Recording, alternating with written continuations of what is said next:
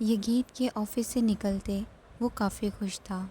سلطان نے ایک flower shop کے قریب رکتے اس کے من پسند سفید رنگ کے پھول خریدے۔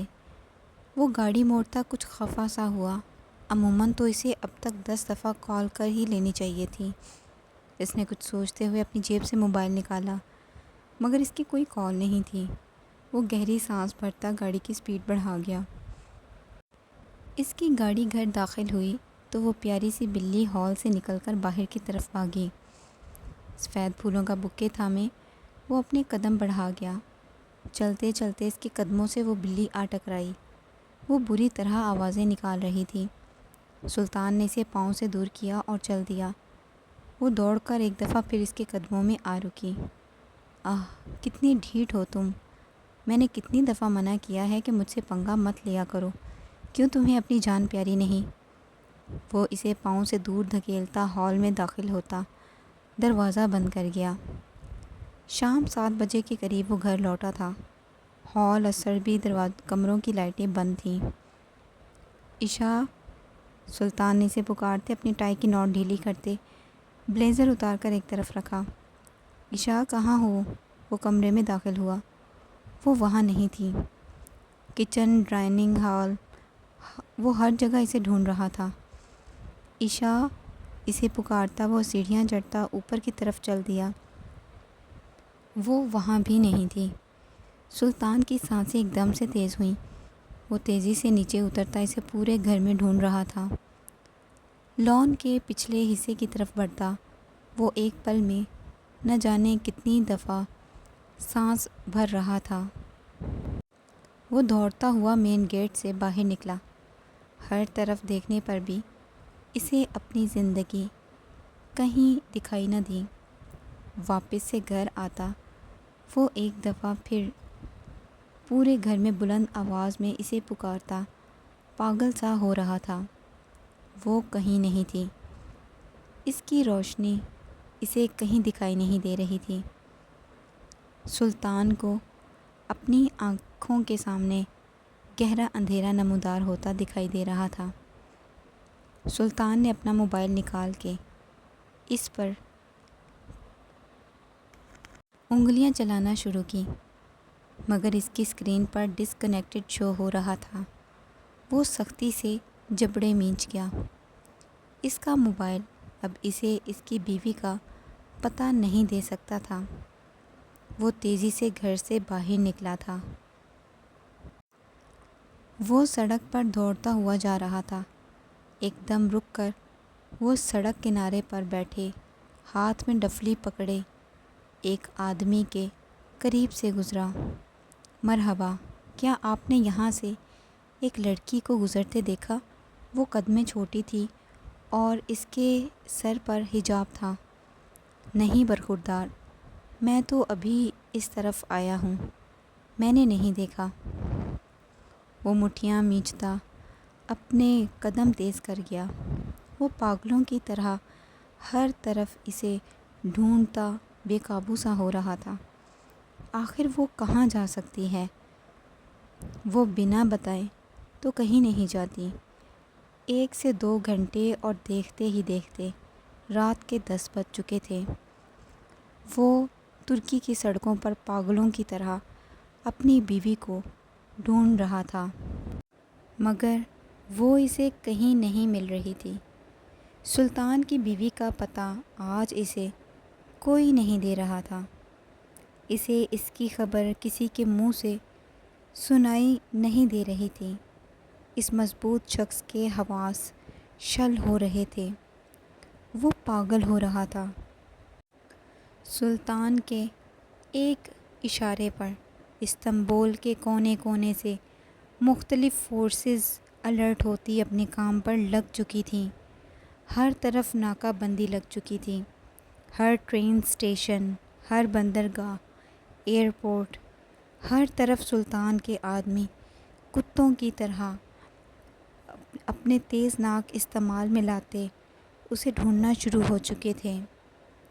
دونوں بازو کمر پر باندھے وہ باسفورس کے شروع میں ڈھیروں گاڑیوں کے بالکل سامنے کسی مضبوط دیوار کی طرح کھڑا تھا۔ وہ وسیع برج مکمل جام ہو چکا تھا۔ باسفورس برج پر جام ہوئی ٹریفک سے ہر چھوٹی بڑی گاڑی بنا چیکنگ کے نہیں جا سکتی تھی۔ اس ناپسندیدہ باسفورس پر کھڑا وہ نفرت بھری نگاہ وہاں سے گزرنے والے ہر انسان پر دوڑا رہا تھا۔ یہاں سے کوئی ایک انسان بھی سلامت واپس نہیں جانا چاہیے۔ ایک غضب سے بھرپور آواز سنتے اس کے آدمی اپنے کام پر لگ چکے تھے۔ کچھ ہی گھنٹوں میں استنبول کا ہر کونا اس خطرناک مافیا کے ایک اشارے پر جام ہو چکا تھا۔ کسی ایک انسان کی بھی جرأت نہیں تھی کہ سلطان کے اشارے کے بغیر ایک قدم بھی اٹھا سکے۔ دیکھتے ہی دیکھتے ترکی میں ایک خوف و ہراس سے بھرپور ماحول ابھر چکا تھا۔ وہ جنگلی بھیڑیا ایک دفعہ پھر اپنی اصلی شکل میں آ چکا تھا، جس کی دھاڑیں پورے ترکی کی گلیوں میں گونجتی ایک گہرے خوف کا سماں برپا کر رہی تھیں۔ ان اندھیری گلیوں کے گھروں کے دروازے ایک دفعہ پھر بند ہو چکے تھے، کیونکہ سلطان، وہ زخمی بھیڑیا، وہ سرپھرا جانور اپنے کچار سے باہر نکل آیا تھا۔ وہ بھوکا اور غضبناک تھا، جو بس اپنے سامنے آنے والے ہر انسان کا شکار کرنا جانتا تھا۔ بدھ کی رات وہ وحشتناک تھی۔ جوں جوں وقت گزر رہا تھا، اس کی وحشت میں بڑھتا اضافہ دیکھتے ہادی یگید سمیت وہاں کی ہر فورس اپنے قدم لڑکھڑاتے ہوئے محسوس کر رہے تھے۔ اس کے ہاتھ لگنے والا ہر انسان موت کے گھاٹ اتارا جاتا تھا۔ سورج کی ایک ہلکی سی کرن اس زخمی جانور کے چہرے پر پڑی تو وہ ایک پل میں اپنا چہرہ ڈھانپ گیا۔ وہ روشنی اس کے وجود کو برداشت نہیں کر سکتی تھی۔ اس کا وجود اس قدر وحشتناک تھا کہ اسے اس حالت میں دیکھنے والا ہر انسان پہلی فرصت میں حواس کھو بیٹھتا۔ ناکہ بندی میں اضافہ ہو چکا تھا۔ ترکی کا ہر کونا چھان لیا گیا تھا، مگر سلطان کو اس کی بیوی کہیں سے بھی میسر نہیں ہوئی اور وہ بے قابو ہو چکا تھا۔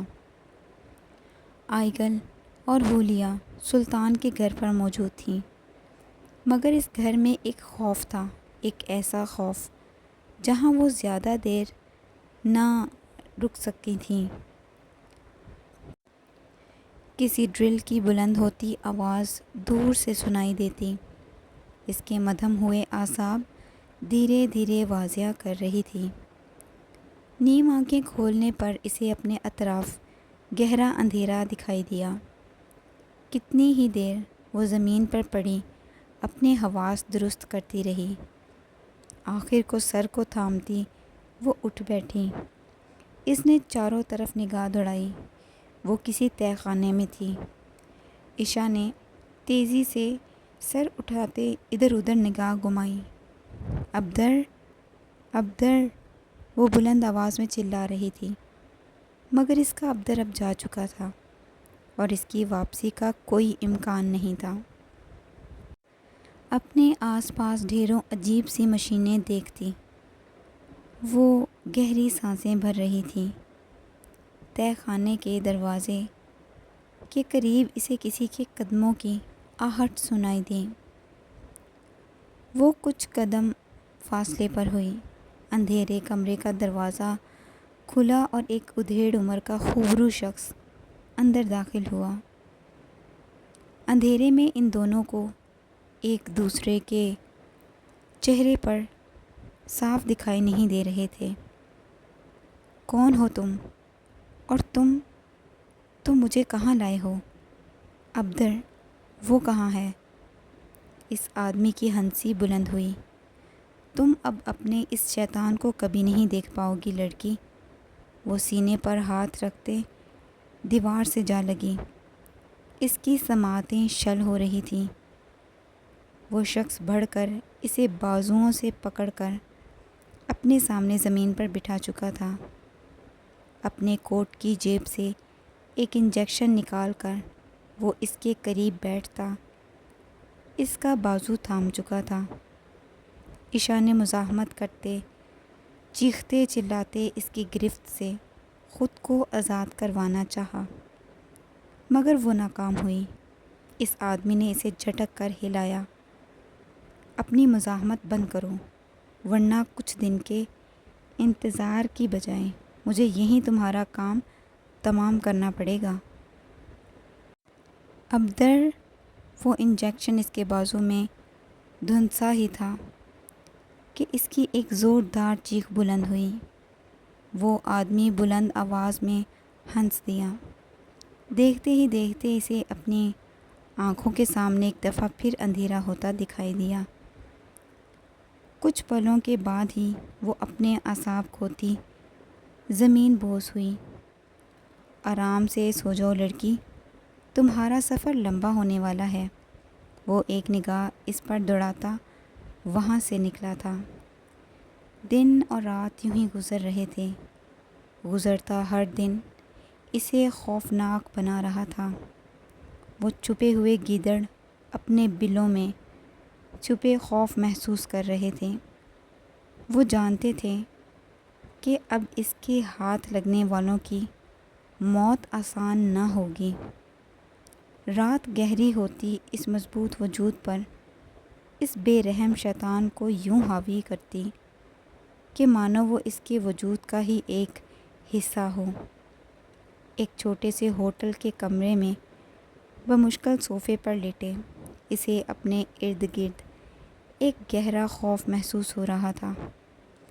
ایک دم ہی وہ اپنی جگہ سے اٹھ کر صوفے کے کونے سے لگی، دھیرے دھیرے لرز رہی تھی۔ کمرے کا دروازہ کھلا اور نمودار ہونے والے شخص کو دیکھتی وہ بلند آواز میں رو دی۔ صارف کے قدم تیز ہوئے، وہ اسے بڑھ کر تھام گیا۔ کیا ہو گیا مروہ، تم کیوں رو رہی ہو؟ وہ مجھے مار دے گا صارف، سلطان مجھے مار ڈالے گا۔ وہ ہچکیاں بھرتی لرز رہی تھی۔ میں یہ سب نہیں چاہتی تھی، مگر بابا، میں انہیں کیسے مرنے کے لیے چھوڑ دیتی؟ میں گناہ گار ہوں صارف، میں اس کے کندھے سے لگی وہ بلند آواز میں رو رہی تھی۔ خاموش ہو جاؤ مروہ، میں تمہارے ساتھ ہوں، میں تمہیں کچھ نہیں ہونے دوں گا، سمجھ رہی ہو نا؟ صارف تمہارے ساتھ ہے، پریشان مت ہو۔ اور تم یہاں کیوں رہ رہی ہو؟ تمہارے فلیٹ میں کتنی ہی دفعہ جا چکا ہوں، میں وہاں نہیں رہ سکتی تھی صارف، وہ جگہ وہ مجھے خوف دلاتی ہے۔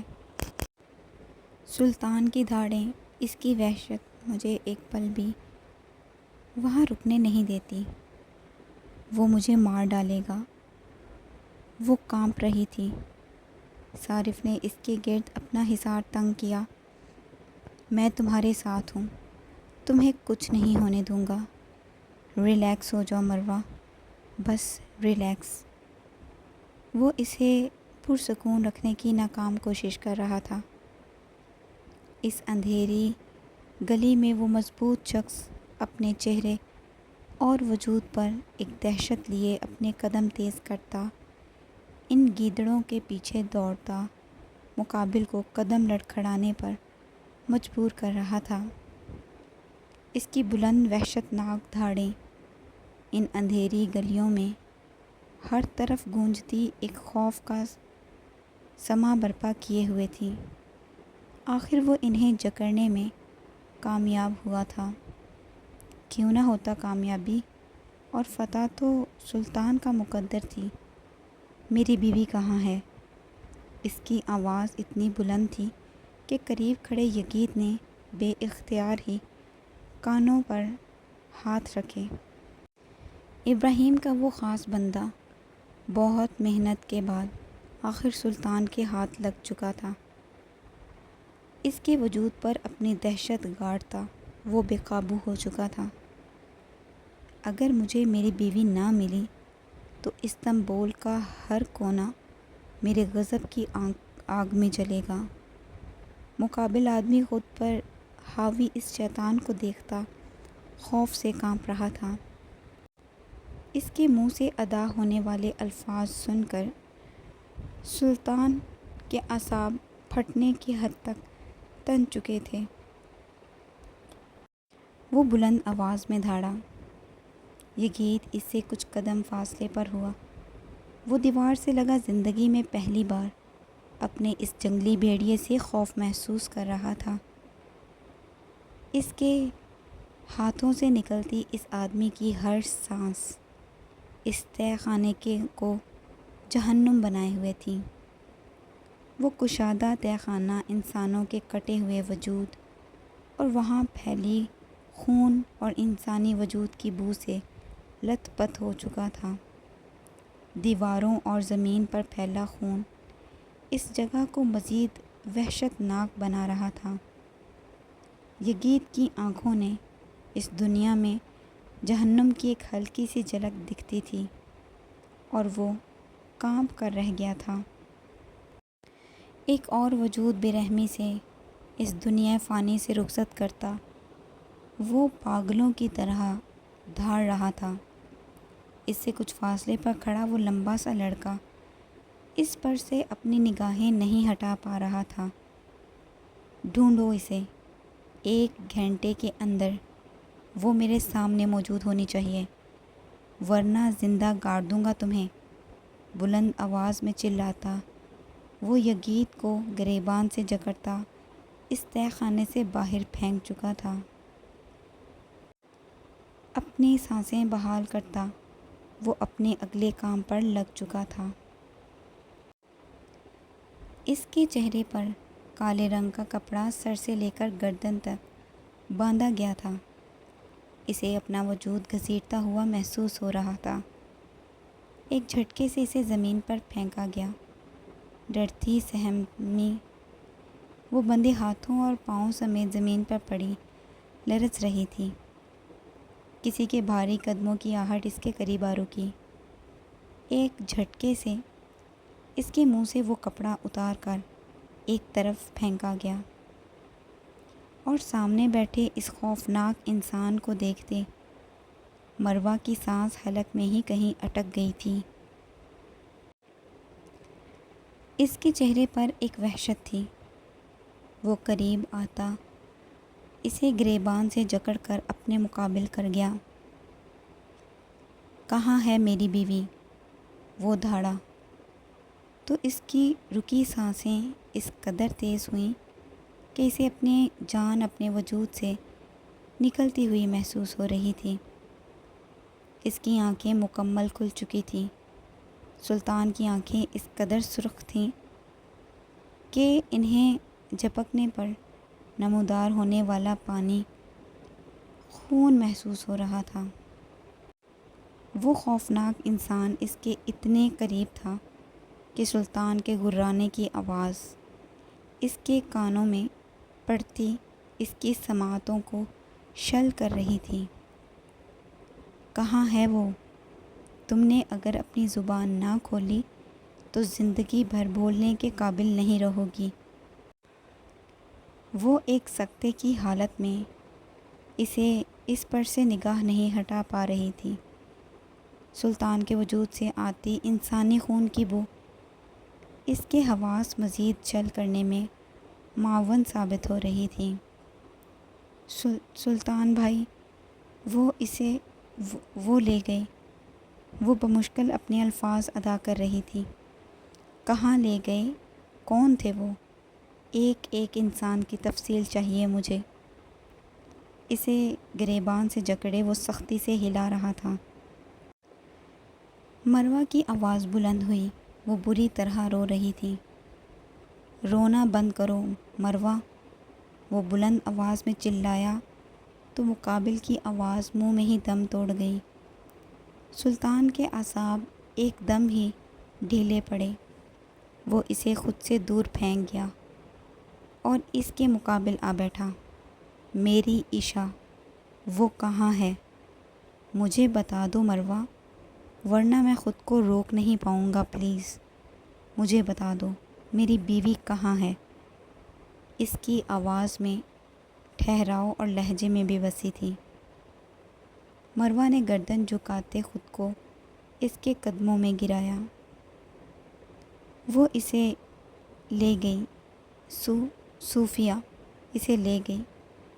بابا، وہ بابا کو مار ڈالیں گے سلطان بھائی، میں مجبور تھی، میرے بابا۔ عشا، میں ایسا نہیں چاہتی تھی۔ وہ بلند آواز میں روتی ہوئی اس کے قدموں کو تھام گئی۔ سلطان نے دیوار سے سر ٹکائے، سختی سے آنکھیں موندی۔ صوفیہ، لب مینچتے اس نے وہ ناپسندیدہ نام پکارا۔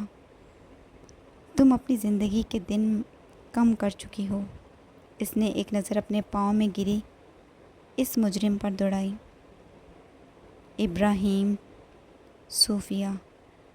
سلطان کے ڈھیلے ہوئے اعصاب ایک دفعہ پھر تن چکے تھے۔ چلی جاؤ یہاں سے مروہ، اسی وقت جاؤ۔ میں خود پر اختیار کھو رہا ہوں۔ تم جن ہاتھوں میں پلی، ان سے میں تمہیں قتل نہیں کر سکتا۔ مجھ سے جتنا ہو سکے اتنا دور چلی جاؤ، اتنی دور کہ مجھے تمہارے وجود کی ایک ہلکی سی حرکت بھی محسوس نہ ہو۔ جاؤ۔ اس کی آواز اتنی بلند تھی کہ وہ ایک دم اٹھ کر اس کمرے سے بھاگی تھی۔ وہ بھاگتی ہوئی اس تہہ خانے سے نکلی۔ وہ سڑک پر اس سے دور بھاگ رہی تھی۔ وہ بلند آواز میں روتی ہوئی اس منظر سے کہیں دور چلی جانا چاہتی تھی۔ وہ اتنا تو جان چکا تھا کہ اسے لے جانے والے کون تھے، مگر وہ ابھی تک یہ نہیں جان پایا تھا کہ وہ اسے کہاں لے کر گئے ہیں۔ اس کی بیوی اس وقت آخر ہے کہاں، وہ نہیں جانتا تھا۔ اس کی آنکھیں کھلیں تو اسے اپنے ارد گرد روشنی ہی روشنی دکھائی دی۔ وہ اتنی تیز تھی کہ اس کی آنکھیں بمشکل کھل رہی تھیں۔ ایک کشادہ ہال کے صوفے پر پڑی وہ گہری سانسیں بھر رہی تھی۔ اپنے اعصاب درست کرتی وہ اٹھ بیٹھی۔ وہ اپنے وجود پر ایک بھاری بوجھ سا محسوس کر رہی تھی۔ اس نے بے اختیار ہی اپنے پیٹ پر ہاتھ رکھتے آنکھیں میچیں۔ ارد گرد نگاہ گما کر دیکھنے پر اسے ہر طرف قیمتی اور پرکشش چیزوں سے بھرا وہ ڈرائنگ روم دکھائی دیا، جو قدرے بڑا اور کشادہ تھا۔ ڈرائنگ روم کا دروازہ کھلا اور ایک 65 سے 66 سال کا آدمی ہاتھ میں سگار تھامے اندر داخل ہوا۔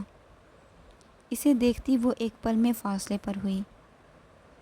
سلطان کی بیوی خوبصورت ہے، سنا تھا میں نے، مگر تم تو کافی زیادہ خوبصورت ہو۔ اس کی مکروہ سی ہنسی سنتے عشا کو اس گہرے رنگ کے آدمی سے نفرت ہوئی تھی۔ وہ خاموشی سے ایک کونے سے لگی اسے ہنستا دیکھ کر دل ہی دل میں اسے سخت گالیوں سے نواز رہی تھی۔ اتنا کیوں ڈر رہی ہو؟ یہاں آؤ، میرے پاس بیٹھو، باتیں کرتے ہیں۔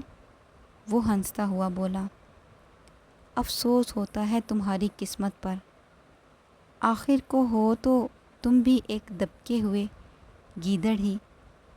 اس بھیڑیے سے بھڑ کر کیا تمہیں لگتا ہے کہ تم سکون سے رہ پاؤ گے؟ وہ بلند آواز میں ہنسا۔ تو یہ معصوم سی چڑیا بولنا بھی جانتی ہے؟ تم اپنے پیدا ہونے پر پچھتاؤ گے، گھٹیا انسان۔ وہ اپنے اعصاب درست کرتا بڑھ کر اسے بازوؤں سے تھام کر اپنے مقابل گرا چکا تھا۔ اپنی زبان کو منہ میں سنبھال کر رکھو لڑکی، ورنہ تمہارے یہ پر کاٹنے میں مجھے بس 3 منٹ ہی لگیں گے۔ وہ ذلیل سی ہنسی اچھالتا اسے دنیا کا سب سے منحوس انسان معلوم ہوا۔